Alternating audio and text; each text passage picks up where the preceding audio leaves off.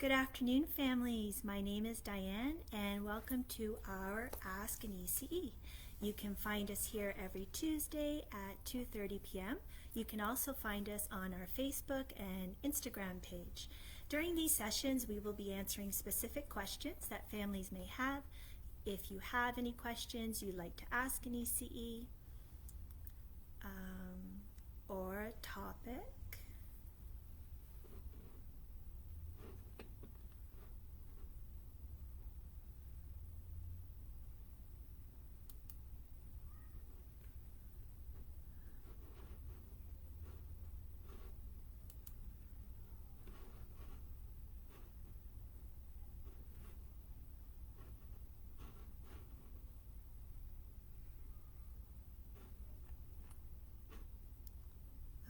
sorry, I think that it might have interrupted there for a minute. So if you have any questions you'd like to ask an ECE or a topic you would like us to focus on, you can email us at earlyon@ncdsb.com or send us a direct message on Facebook Messenger, and we can include it in one of our Tuesday Ask an ECE sessions. So today's focus is playing with Play-Doh and the many different ways that you can use Play-Doh as a teaching tool for literacy, numeracy, and development. Providing materials like Play-Doh encourages children to engage in playtime for longer periods. Parents can use Play-Doh to practice current skills, introduce new skills, and encourage learning with children. Making Play-Doh, whether it is homemade or store-bought, it is a sensory experience. If you are making Play-Doh, you can talk about the ingredients that you are using, allowing children to smell the salt, smell the flour. If you're adding things like Kool-Aid for coloring or cinnamon for scent, this encourages children to explore their senses and engages them in a hands-on experience. And hands-on experiences help to foster deeper connections in children's learning. As an added sensory experience, you can try changing the texture of the Play-Doh and add items like sand or glitter. You can try other scents using extracts such as vanilla, banana, peppermint. There are a lot of options to have fun with. Playing with Play-Doh helps children with self-regulation skills. These skills help children develop their range of emotions and behavior, and when they're faced with a situation that is difficult to handle, it will help them work through those emotions. Play-Doh can have a calming effect. It can help release excess energy, and it can encourage children to express their emotions when they are feeling sad or angry. Talking about what color when you're making the Play-Doh, you can ask your child, what color would you like to try today? Involving the children in decision making, giving them choices, fosters autonomy, and encourages children to develop independence in their decision making. Also, naming the colors encourages color recognition and adds color words to the vocabulary. Once you've made the Play-Doh and you have if you have your homemade Play-Doh, once the Play-Doh is formed, talking about the shape of the Play-Doh is round. It is shaped like a ball. Homemade Play-Doh will usually feel quite warm when it is first made. You can talk about the temperature of the Play-Doh. How does it feel? How does it smell? And this gives you the opportunity to make comparisons from warm to cold. Using tools such as cookie cutters, play scissors, and rolling pins, all different sizes, shapes, will help children with fine motor skills.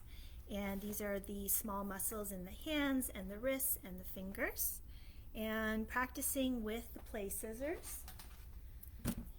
If they have play scissors, it's very easy to cut the Play-Doh, and they're using their small muscles when they are opening and closing the scissors. And also practicing actions like pushing, pulling, squashing or pinching using their thumb and their forefinger, practicing their pincer grips. All of these actions will foster fine motor skills. Also, using a variety of sizes in the cookie cutters invites children to problem solve and form innovative ways to fit their ideas with the tools that they are using, and also encourages children to hold those tools using their whole hand and eventually moving towards using their thumb and their finger, their pincer grip. Play-Doh helps with hand-eye coordination, and offering a variety of Play-Doh toys and manipulatives for your child to pass back and forth will encourage hand-eye coordination by your child transferring the toys from hand to hand, and trying new materials such as popsicle sticks,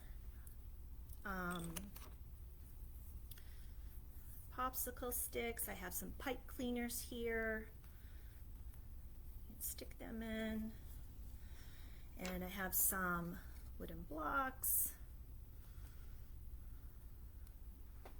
All right, so your child gets to explore using their imagination. Play-Doh fosters children's creativity. They often begin making creations such as pizza, cookies, worms, and the ideas are endless, and it can be ever-changing with one idea building onto another idea. This experience allows children to extend their imagination and ideas, practice problem-solving skills while they are exploring. Another benefit to playing with Play-Doh is building social skills. Children get an opportunity to share tools, take turns, ask questions, describe the process of what they are making. They get to communicate their ideas and collaborate ideas together with others and work together as a team. Play-Doh helps to build language and literacy. Children develop new vocabulary to express their needs, their wants, new color words like red and blue, and words like lumpy, squishy, or gooey, while rolling the Play-Doh and making worms. They get to use their whole hand, and you can encourage your child to make letters. You can start with the first letter of their name. Mine's D for Diane, and eventually words. And the last benefit that I'll talk about today is numeracy. Children are learning these skills while making shapes and recognizing shapes, naming shapes. You can make numbers out of Play-Doh. You can count the Play-Doh, rolling Play-Doh into small balls and counting them. You can introduce math talk. You can talk about words like more and less, and I have one, and if I add one more, how many do I have now? And I have two. If I take one away, how many do I have now? Playing with Play-Doh helps to develop problem-solving skills by deciding what to make, how to fix it, how to make it better. When making the Play-Doh recipes, children are also learning math skills while measuring. They're learning science skills by observing, thinking, talking about the materials, how they feel, and how they change, including the cause and effect process through what happens when they're adding each ingredient. And you can ask questions. What do you think will happen if we add more water? Play-Doh can enhance learning for all ages. The learning gained from Play-Doh is endless. If you would like to add any ideas, please comment below. We would love to hear about your fun ways to learn through playing with Play-Doh. And I'll also include in the comments below one of the recipes that we use here at the Early On Center to make our Play-Doh. Have fun making different colors, adding different scents with your Play-Doh.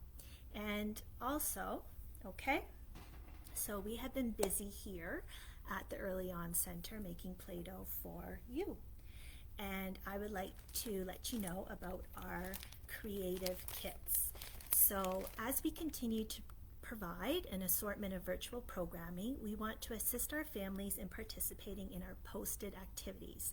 So we developed the Early On Creative Kits. And the kit contains a variety of materials. We have glue, we have scissors, we have crayons, there's paper, Play-Doh is in here, and a book. And lots of fun things for you to use. There's some loose parts.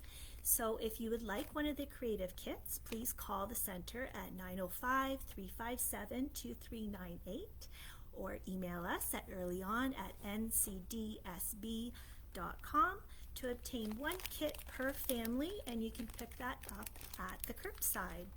So thank you very much for joining me today.